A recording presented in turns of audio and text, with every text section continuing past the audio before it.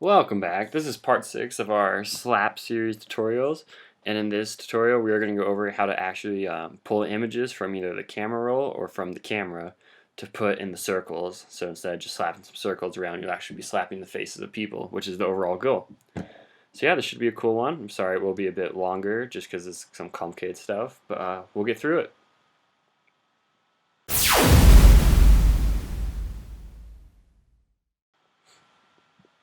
Alright, first things first, we're going to update our new player function because now we want to add the image here. And so let me go over and grab the code. I'm going to talk you through it. I'm not going to make you watch me type it since it's quite lengthy.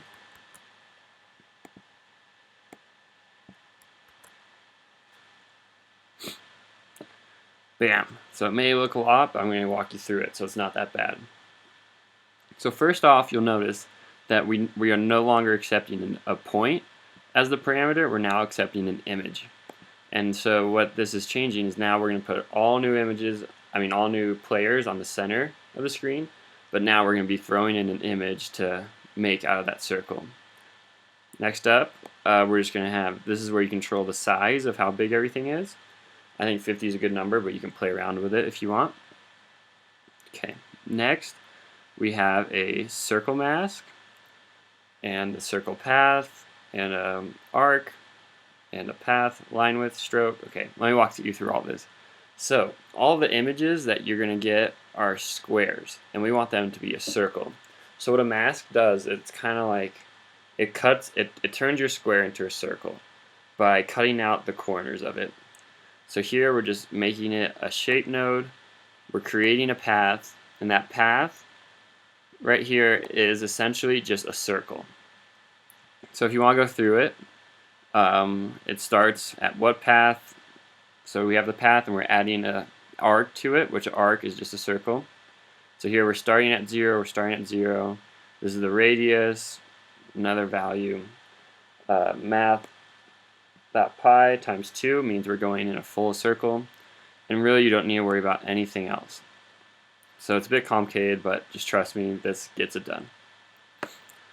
Now you're saying that the path is what we just made, line width, my size, stroke color, black color. Again, don't worry about understanding this too much, just know that we're making a circle that crops out the square to make a circle. Okay, sorry if that was confusing. I'm having a hard time explaining this. Alright, next we have the face crop, which is where we're going to actually add the image to, and then on top of that we're going to add the circle crop we just made. So the face crop kind of combines the two. So here we just initialize it. Here we add that circle crop. Here we put it at the center of the screen. And then here we give it a physics body, which we've already been over in past videos to make it respond to gravity and stuff like that, but we turn gravity off so it'll respond to bumping into each other. These are the two new things about physics. The friction and restitution. Friction is how it'll slide across the screen, if it'll slow down or not. And restitution is when it bounces into another circle, will it lose velocity, will it gain velocity, and whatnot. You can play around with these values, but I feel these give a good kind of semi-realistic effect. And last but not least, we have to add the face, which is the actual image. So here we're saying my face equals a sprite node with the texture, and we're going to create a texture out of the image. So you can see we have my image up here, and we're grabbing that image as a parameter and putting it into the texture right here. Again, we're resizing it to make it what we want. Now throughout all this, you'll see my size listed quite a few times, and that's why we define it up here as 50 so that it's easy to change it in all of those spots. If we had put 50 here, 50 here, 50 here, 50 here, it'd be hard to change that. But now since we defined a variable to take care of that for us, we can change it in one spot just up here, and all of this will change to make that size. So then down here we add the face to the circle crop, the my face crop, and then finally we add it all to the scene. Alright, we're going to go through everything one last time. I'm sorry, I know this is confusing stuff, but pretty much here we're creating a little circle hole to turn the square into a circle. Here we have the bundle that holds everything together. Here we have the actual image. Here we're putting the image on the bundle that has the crop, so turning it into a circle. And then here we're putting the entire bundle onto the screen itself. So I hope that's making sense. If not, please comment below or tweet at me and I'll try explaining it in a better way. Now, okay, moving on from that, that's part one. That's the big half, so we're halfway through, almost there. Over here, you're going to see we have an error at new player because we're putting in a location. That error is coming from we've told it we want an image and we're giving it a location, so of course that's going to be an error. But actually right now we don't want any of this. We're going to handle that in another place. So you can delete that. And so in SlapScene, you should have this override function, did move to view, that sets up our physics world and label, and then another function, new player. Alright, that's all you should have in SlapScene. Now let's go over to our view controller. View controller should just have nothing in it, pretty simple. We're going to add some more stuff to where we can actually get the images from. So let me go get that code. Actually, the first thing we want to do is up at the top, we want to create a new variable, my scene, make it a slap scene, and then down in here, in the view did load, self.myScene equals scene. So what we're doing right here is we're creating a global variable, global meaning anything in this class can access it, and we're saying that the scene we created is going to be this global variable. So what this will allow us to do is later on when we get an image, we'll be able to throw it back to this scene. If we didn't have that scene, then we wouldn't know where to put the image. I hope that makes sense a little bit. Alright. Next, we want the double tap gesture that we just got rid of, but instead we want it on this class.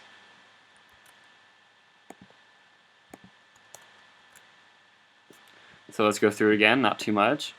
Let, you've seen that before, just defines a variable. Tap gesture, the variable name. UI tap gesture recognizer. Pretty much target, when we say self, that means it's a target of, oh, let me just stop right there, I'm rambling on. Target is saying what scene it's going to be in, so when we say self, we're going to say we want any touch in this class to be recognized.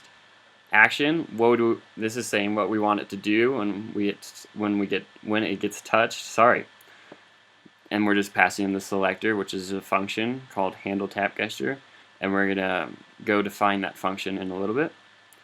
Tap gesture dot number of taps required. We're saying we want a double tap. We can change that to 3 if we want. We can change it to 1. I think 2 is a good number. That way they don't accidentally tap when they're slapping things around. And then finally we have to add it to the view. Okay, now let's go create the function that we're going to do once it gets double tapped.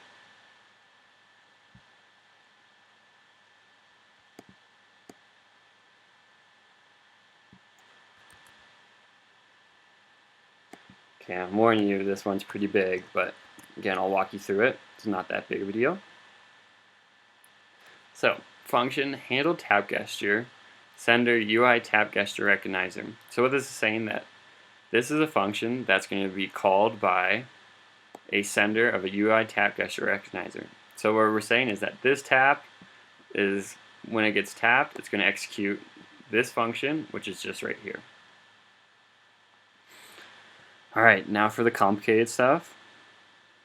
Here we have let settings action C equals a UI alert controller.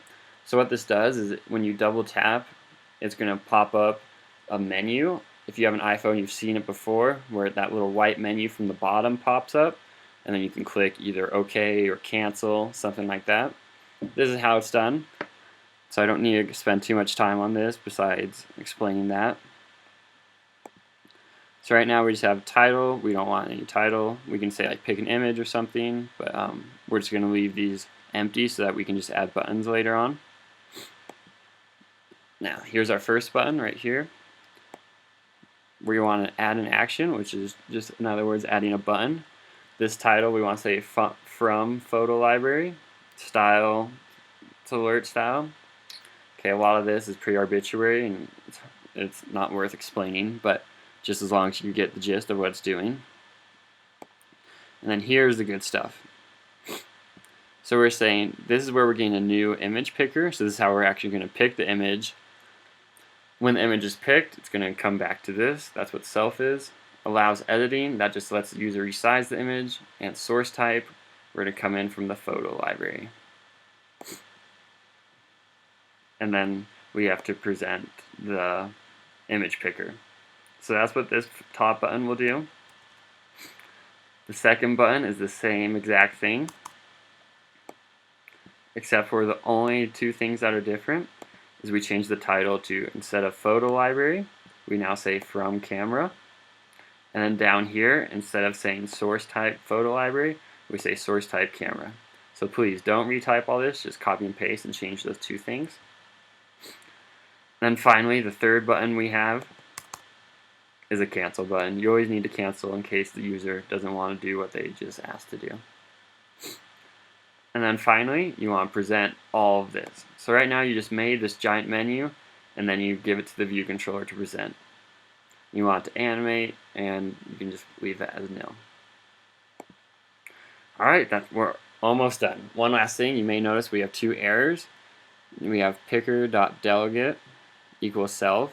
That's saying we want to bring the picker back, the image picker back to this class once we're done with it.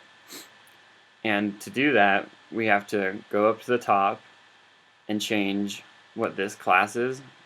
It's kind of complicated, but what it's saying right now, we're just saying this view controller class is a UI view controller, but we also want it to be an, what is it down here, a picker delegate. So to do that, we just do comma, and we actually have to add two things.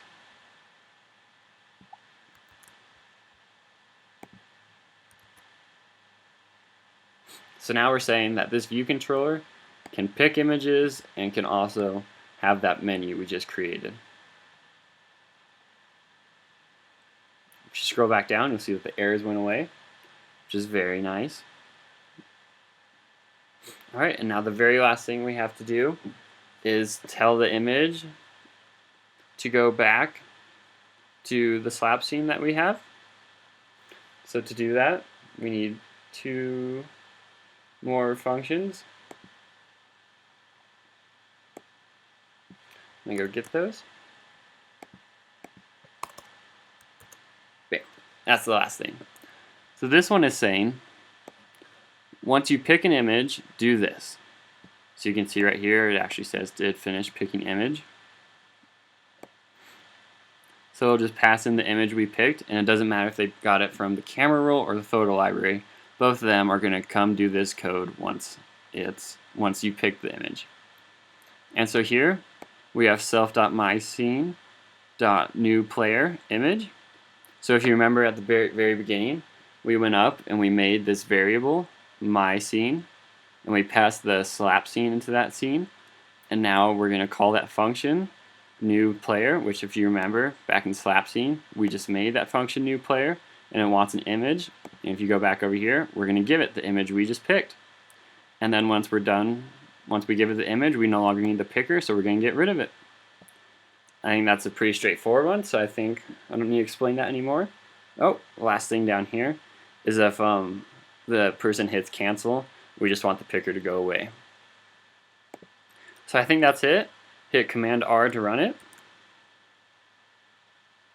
Sorry, I know that was a lot, but I tried making it easy for you guys. If you have any questions again, please comment below or tweet at me on Twitter. I'll get back to you either way. So let's try double clicking. And there's our menu. We can hit cancel and it goes away. We can double click. And you cannot click camera if you're on the simulator. If you click camera, you're going to get an error because the simulator obviously doesn't have a camera. Now if you're a registered developer, you can plug your phone in and you can use that camera and that'll work. But for now, we just have to go to the photo library. That should go away and bring up the photo libraries, it'll ask if we want them to let us access our photos, and of course we do. And there are all our photos. Let's pick one. This one looks like a good one. This is what allows editing to do, and so you can move it around. I'm not sure how to zoom in, but anyways, we don't need to edit it too much. And you click choose, and there it is. There's our circle. And if you have any saved pictures of faces, you can put them in. Or again, if you're a registered developer, you can plug your phone in and you can take pictures of yourself. But that's it. So I'm sorry how long that was. I know I try keeping these videos short, but I hope you understood it. And if not, please, please, please comment below or tweet at me, and I will work with you until you understand it. So next video, we're actually gonna create the hand where we can slap some stuff around. So next video will be a lot more fun. Sorry, this was the hump on the hill that we had to get over. This was the hardest, and if you made it this far, then you're set. The rest is super easy from here. So again, thanks for tuning in. Again, tweet or comment at me if you have any questions, and I'll see you next time. Thanks so much.